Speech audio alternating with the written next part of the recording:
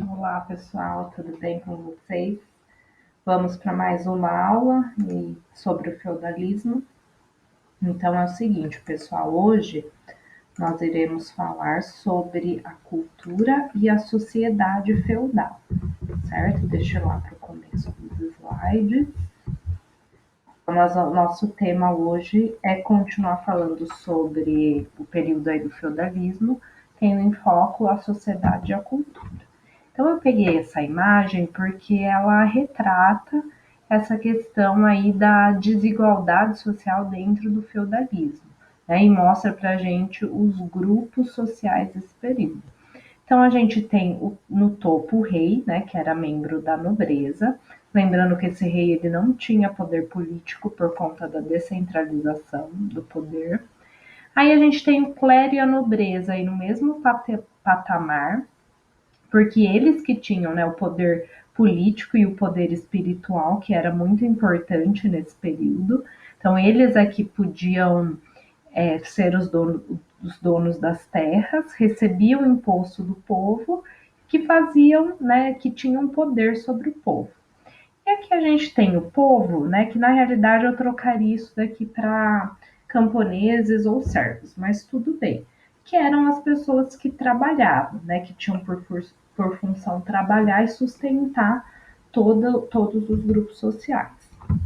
Então, partindo dessa pirâmide, a gente tem ideia de que a sociedade medieval ela era dividida em ordens ou estamentos, certo? O que significa isso? Né? A sociedade feudal, a gente considera que ela era uma sociedade estamental, certo? Então ela era uma sociedade, considerada uma sociedade estamental. Por que estamental? Porque não tinha possibilidade de mobilidade social, certo? Então era o nascimento, né, a classe social que a pessoa nascia, isso determinava o que ela seria como membro social durante o resto da vida, tá? Qual que é a diferença? Hoje a gente vive numa sociedade de classes, certo?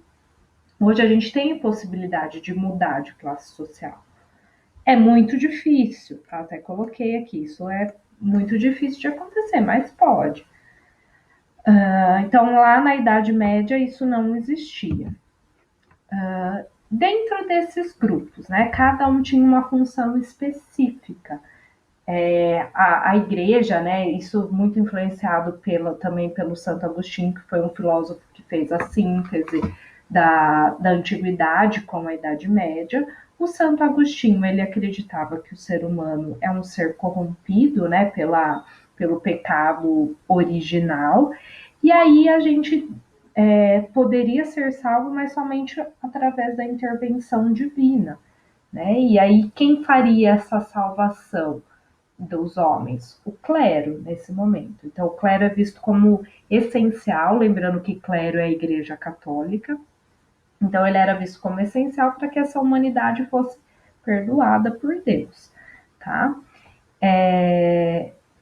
Então, o clero, a função do clero era orar para salvar todo mundo, né? Para que essa sociedade tivesse a possibilidade de ser perdoada. Existiu o clero regular e secular, tá, pessoal? Que ficou errado. O clero regular era o clero que os membros que ficavam presos nos mosteiros. E o clero secular é aquele grupo de pessoas da igreja que tem contato com os leigos, né? Leigo era todo mundo que não fazia parte da igreja católica. Além disso, a gente tinha na igreja uma divisão de baixo e alto clero.